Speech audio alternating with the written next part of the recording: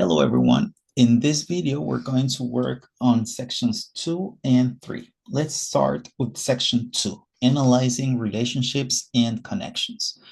The question is, select one cause and effect relationship that represents the turning point from discontent to war.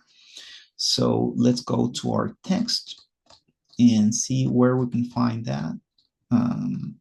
Okay, so the subheadings are always very valuable clues.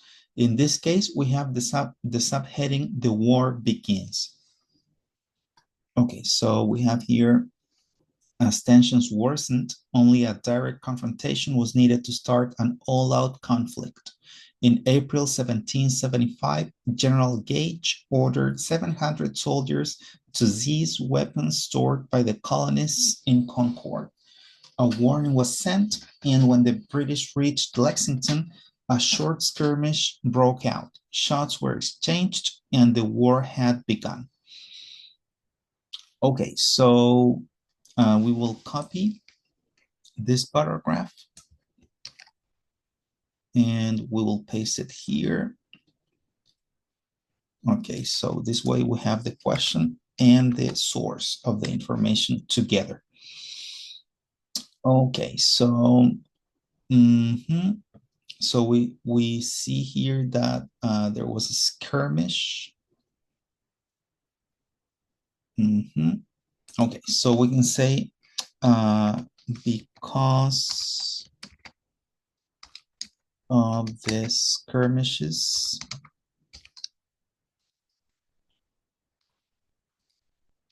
in Lexington and Concord, the war finally broke out. Okay, so let's see if we can include some more information. Okay, so since this is a historical account, it would make sense to add the year, maybe the month, so we can find that information here. Because of the skirmishes that took place in Lexington and Concord in April 1775, the war, okay, so maybe let's include the protagonists. The war between American colonists and the British Empire finally broke out. Okay, so remember that there are many ways in which we can express logical relationships of cause and effect. Okay, logical relationships. Okay, I think it's way faster if I do it like this.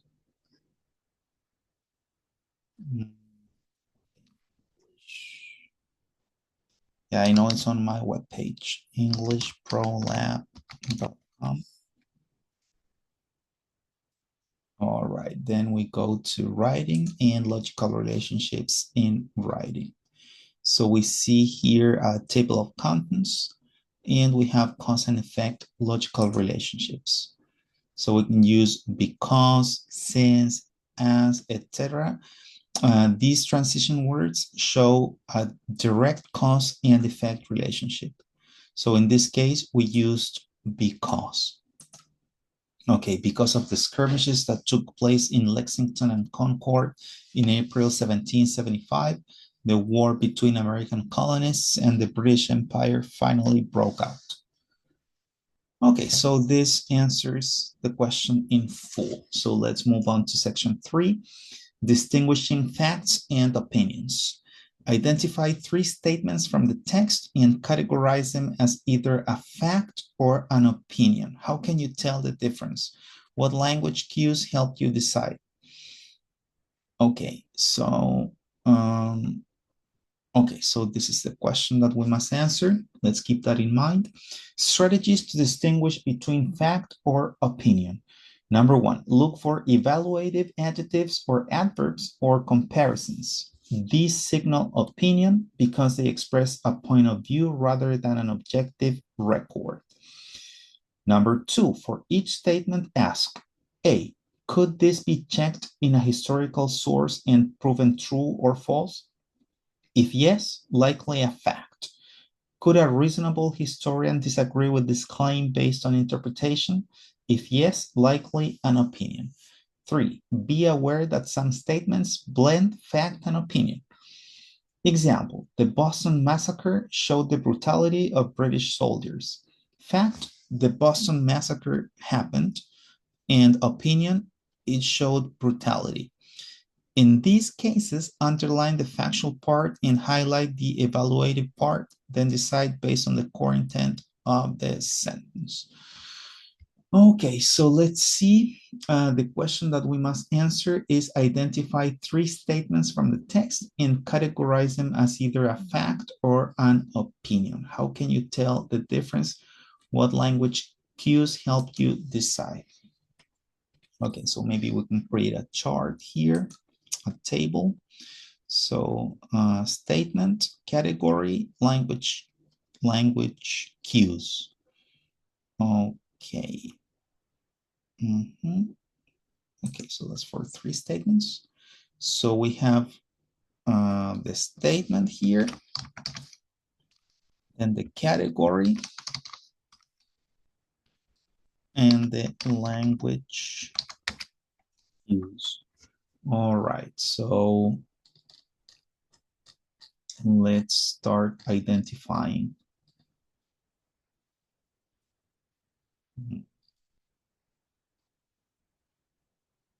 Okay, so let's take this one as an example. We're gonna copy it and paste it here. And then another one.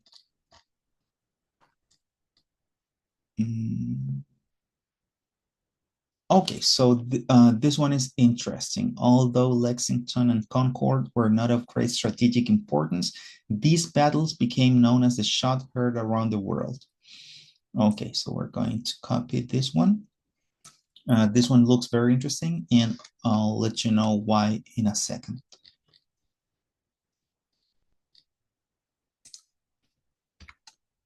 And one more.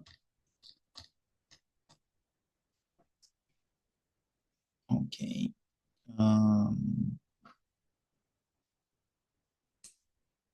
Okay. This one. Okay, the final sentence in the text. Okay, let's paste it here.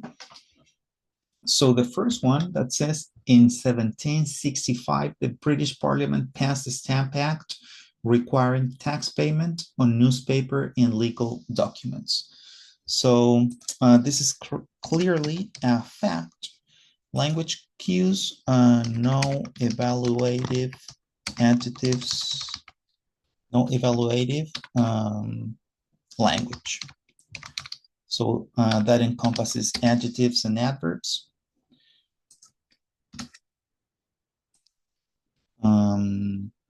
Okay, so we have the year.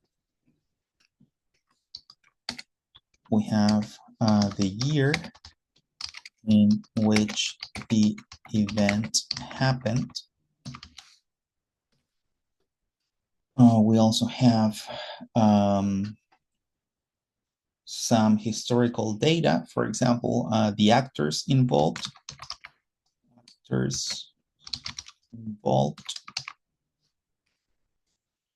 In this case, the British Parliament.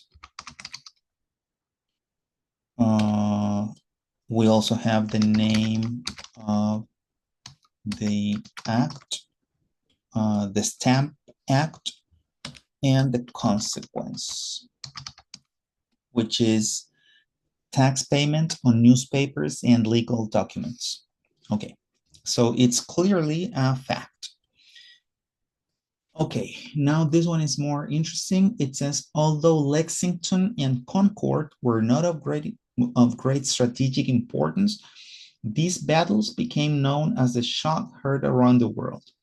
So one of the cues that we found here are evaluative adjectives, adverbs, or comparisons. These signal opinion. Okay, they express a point of view, etc. So here we have the adjective strategic and the noun importance. So the author is claiming that Lexington and Concord were not of strategic importance. So we could disagree with that, or a reasonable historian may disagree with this claim.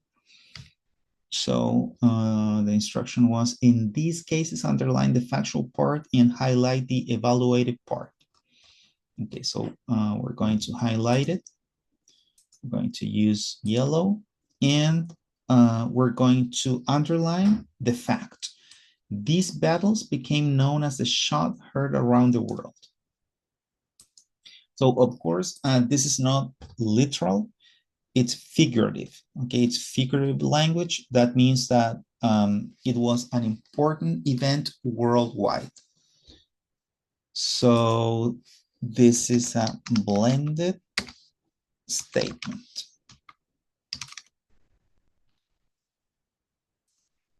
Why? Because,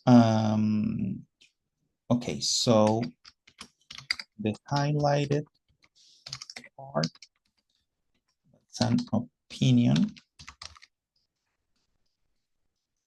uses evaluative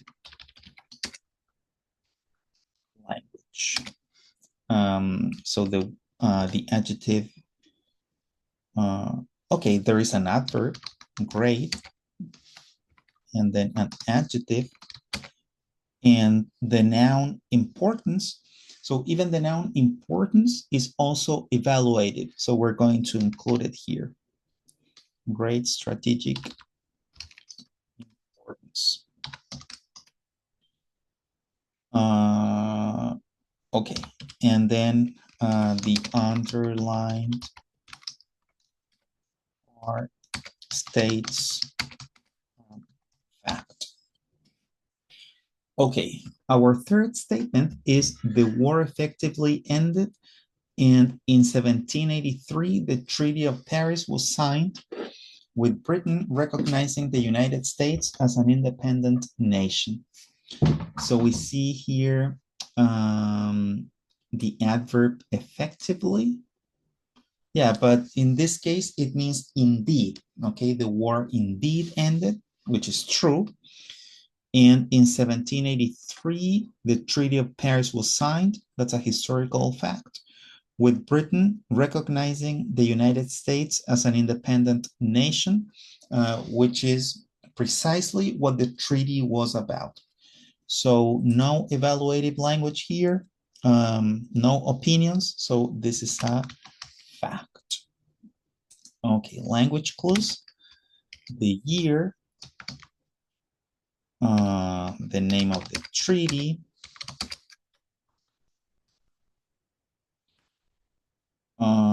and the consequences of the treaty. So it's a fact. So that answers the question. Identify three statements. That's done from the text and categorize them. Okay, they're categorized as either a fact or an opinion. How can you tell the difference? What language cues helped you decide? Okay, so I think we answered all three questions. So that's it. Stay tuned for the next part, which is part 4, inferring author's purpose, tone, and audience.